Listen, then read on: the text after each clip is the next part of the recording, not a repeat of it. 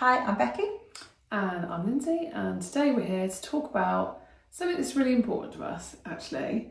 In a world where everything's going like faster and faster and faster and faster at 10 to the dozen, at BHVA there are some things that are really important to us that we don't rush, because we're really passionate about the fact you can't rush them.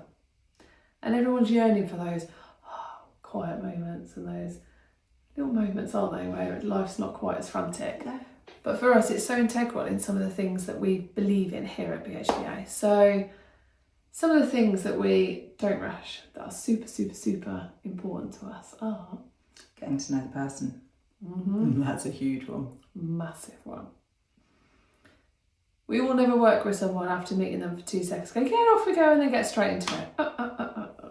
Not going to happen.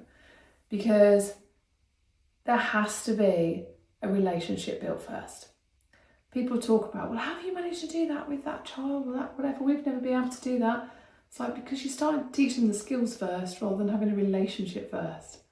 The relationship comes first, because if there's not the relationship, you can't do the tricky stuff, you can't have the difficult conversations, you can't push them out of their comfort zone. You can't see where you need to change, and maybe just offer a few words of encouragement because you're in the middle of that messy bit and you can see suddenly that the confidence in themselves is just starting to slip.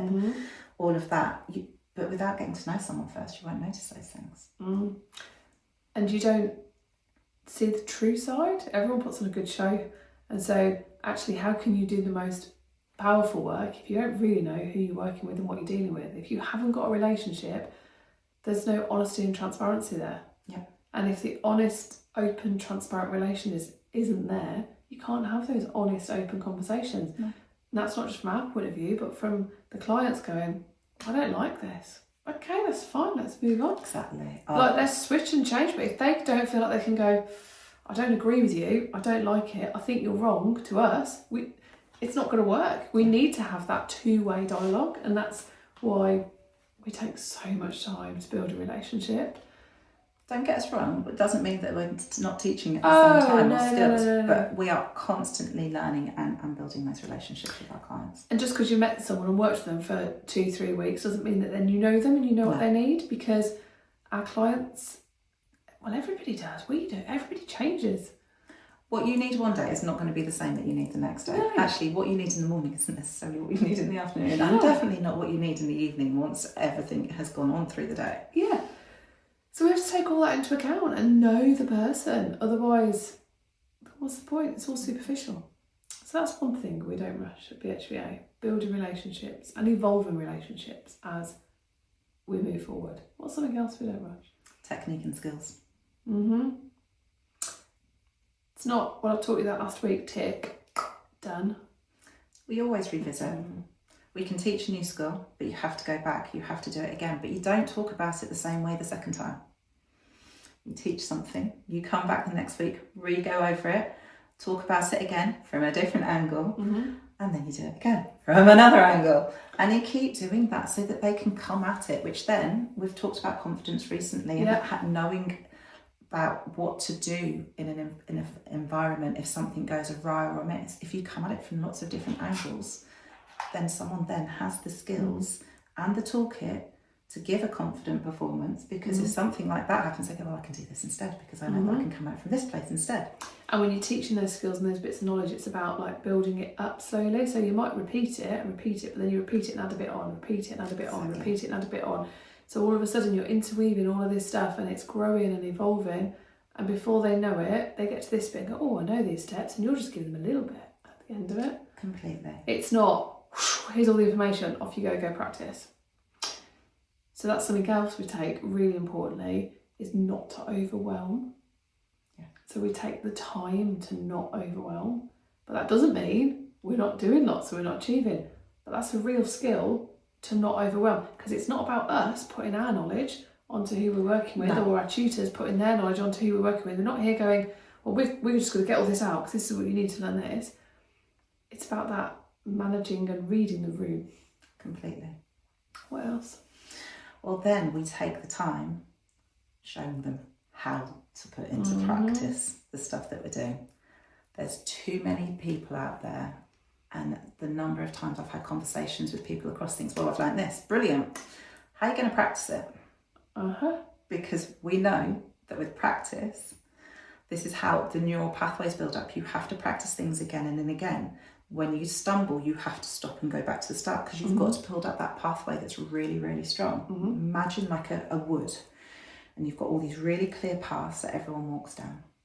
You've got some pathways that stop after a while because people have gone down there thinking it's a path and suddenly it stops.